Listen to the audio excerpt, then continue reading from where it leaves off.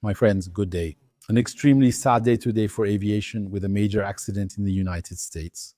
A McDonnell Douglas 11 type aircraft crashed during takeoff in Louisville, Kentucky. It belonged to UPS. Actually, when I heard there was an accident in Louisville, I thought it might be UPS. Why? Because UPS has a very important hub in Louisville. At one time, I used to receive a lot of packages for work from the United States. And I remember that no matter where it was shipped from, it always said Louisville, Kentucky in the tracking. The next day, it would show London, Paris, or another place. That day, it was in Europe. So we have a cargo plane. It's a plane with no passengers. It seems there were 3 people on board, so the 2 pilots, the McDonnell Douglas 11 can be flown by 2 people, unlike the Douglas Commercial 10 needed 3 crew members, including a flight engineer. So the McDonnell Douglas, 11 if you will, is the Douglas Commercial. 10, maybe I used a bit of Toulouse terminology. The McDonnell Douglas 11, you can see it as the Douglas Commercial. 10 Neo. At the time, they redesigned the Douglas Commercial. 10, a plane that was a century ahead of its time. And they created the McDonnell Douglas 11, which was also 100 years ahead of its time, but which had relatively limited success. Today, there are no more McDonnell Douglas 11S flying for passenger traffic, but there are some that are operated in cargo traffic. That's often airplanes' fate. When they're done being used on regular routes or elsewhere, well, we end up seeing them carrying cargo. So what happened? What are we seeing? And this accident is strongly reminiscent, within certain limits, of course. I'll explain why it reminds us of that and how it's different. It reminds us of American Airlines 191. American Airlines 191 was covered on this channel. It's an accident from memory, 1979. An extremely serious accident, again from memory. I believe it's the most serious accident involving a single plane in the United States. It's something, I think it's a record that still hasn't been broken. So the Douglas Commercial 10 back then, and now the McDonnell Douglas 11 will do the same thing. It was accelerating down the runway, and just as it lifted off to take off, it lost the left engine. The engine was lost. This happened to both the McDonnell Douglas 11 and the Douglas Commercial 10 in 1979.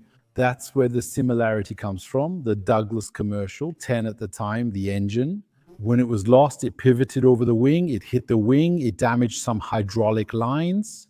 The slats, the leading edge slats, these are high lift devices. This actually allows the aircraft to fly at low speeds, at high angles of attack for takeoff and landing purposes. So the slats are absolutely necessary. Let's say that during takeoff, they're even more important than the trailing edge flaps, which are on the back of the wing. These slats are what allow the wing to bite into the air at a higher angle. He feels them retracting on the Douglas Commercial. 10, they won't be able to retract on one of the 11. That's why I'm saying there's a difference. Normally, because after the Douglas Commercial 10 accident, we realized there was a flaw in that plane. Yes, in the event of a severe impact on the wing and a loss of hydraulics and all that, there can be a retraction. The slats are pushed back by force, but hydraulic actuators held them in place. As soon as those actuators lose power, what does the slat do? Well, it returns on its own along a rail, and today it did so on one of the 11. Even the Douglas Commercial, 10 at the time, had been upgraded to avoid this problem. An impact like that or damage to the hydraulics, and not everything alone retracts the slats. So that's just so we're clear. In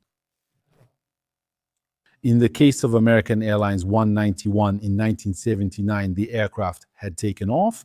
The pilots realized they had lost an engine, but their attention, they thought it was just an engine failure. An engine failure, as a pharmacist vulgaris would say, is common, a common engine failure. It means the engine has stopped. So what did they do? They used the procedure. The procedure in question required them to pitch the plane up at a certain angle, to climb to V2 plus 10, a procedural speed. And so when they reduced that speed, the left wing stalled and the plane rolled onto its side. The McDonnell Douglas 11 did almost exactly the same kind of maneuver.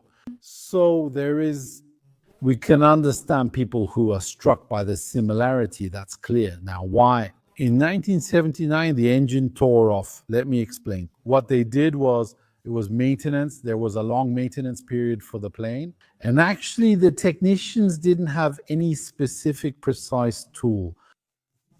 All that just to remove and replace the engine. So they would come with a forklift, so a cart with forks like this. The cart comes in, goes under the engine, and holds it in place. Once it's held in place, the technicians go and start disconnecting the fasteners, the fuel lines, hydraulic lines, electrical controls, all of that. And here's what happened. The thing is, the cart they used, the forklift, which by the way wasn't certified at all for this kind of use, had a slight hydraulic leak. So if you put a weight on it and walked away, well, the forklift would lower itself. The forks would gradually lower very slowly, just a few millimeters per hour, but they would lower. If you go on vacation, you'll return to find the forks on the ground. So what they did is, since the reactor installation procedure takes a lot of time, depending on how it goes, it can take days to finish the job. Well, the guys, they used the new reactor, they hooked it up, they started hooking it up, all while holding it with the forklift. Then they probably went on a break or they finished their shift for the day. And they left the reactor lifted by the forklift for hours and hours. So the fork started to lower, so the reactor started pulling on some of its attachments. The others weren't installed yet, and it cracked them. And at that moment, they came back, they finished the job, and then bam, one day during takeoff, the reactor tore off. Later, they investigated many Douglas commercial 10-type planes and found that many had cracked attachments due to that method. By the way, if you look, even in auto mechanics, it's forbidden. I think most people know that. It's forbidden to use or maintain a vehicle with a purely hydraulic system. Generally, if we use an electric hydraulic fuel and need to send someone under the vehicle, we always use tripods. These are tripods that only have hydraulics, tripods with a system to stop them, and then it locks because we never trust hydraulics. All it takes is for a seal to blow, and then the vehicle, in the time it takes to count to 2, it's down. Got it? Signed. Lesson got it? The people who maintain the McDonnell Douglas 11 that crashed last night, there are questions they have to answer because here's the problem. The engine was found on the edge of the runway. These engines are not supposed to break off. Well, yes, there are cases where they could break off. Those are cases that very, very exceptional cases. That is, if the engine starts to vibrate, for example, if a piece comes off and it starts to vibrate, and then it will create excessive forces on the wing. So it could tear off the wing or break it or damage it. What do we prefer? We prefer it comes off, so we'll just create some attachments, which are generally or mainly at 3 points. It's usually held by 3 points. Well, they're like bolts, if you will, with threaded rods that are a bit thicker than a cigarette.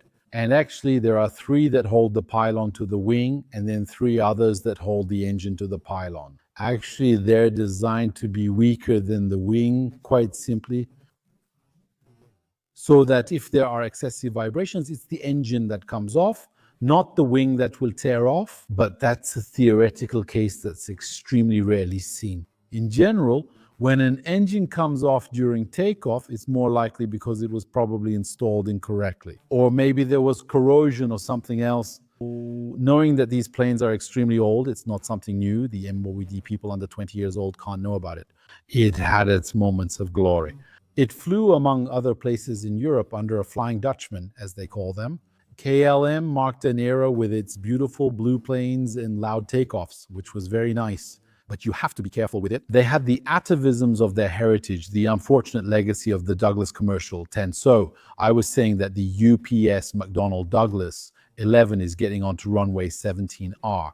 We're in an area, the airport is surrounded by an industrial zone. So at the end, there are Ford factories, warehouses, sorting warehouses, UPS training warehouses, all of that. And so what does he do? He accelerates, he's heavy. He's going to take off for Honolulu. That requires basically, if you look at a map, it's crossing almost the entire United States from one end to the other. We're almost at the East Coast.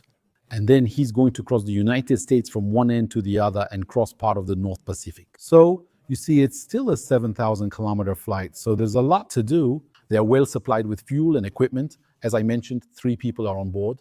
The plane speeds down the runway, reaches rotation speed, lifts its nose, and it's up. And then it's the doors, hell breaking loose. What we see in the footage, we see two things.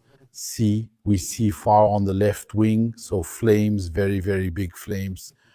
So probably what happened is that at this point where we see the flames, the engine is already gone. It's not there anymore. Since the supposed place where the engine would be is covered in flames, you can't see in these videos that the engine isn't there, but we know it's not there because it was found on the side of the runway later. So the engine is gone. But what happened? The engine was torn off.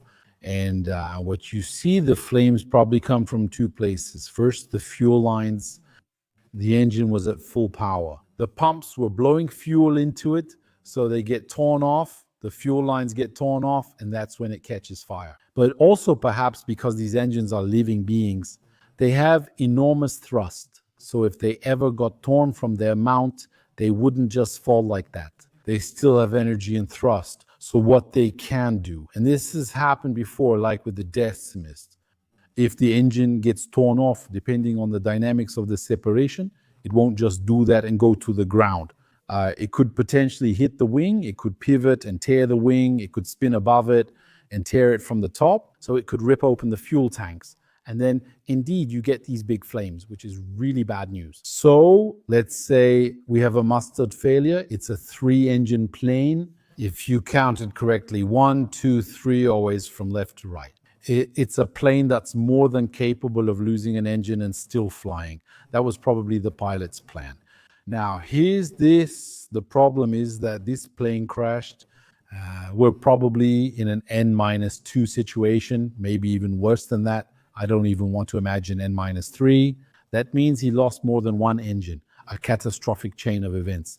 Why did that happen? It seems that when you look at the footage, and there you can see it for a split second. I'll try to show them to you. You can see flashes appearing depending on the angle. It's pretty hard to tell. With the parallax, it appears reactor 2, possibly reactor 3, is also spewing flames. So what happened here?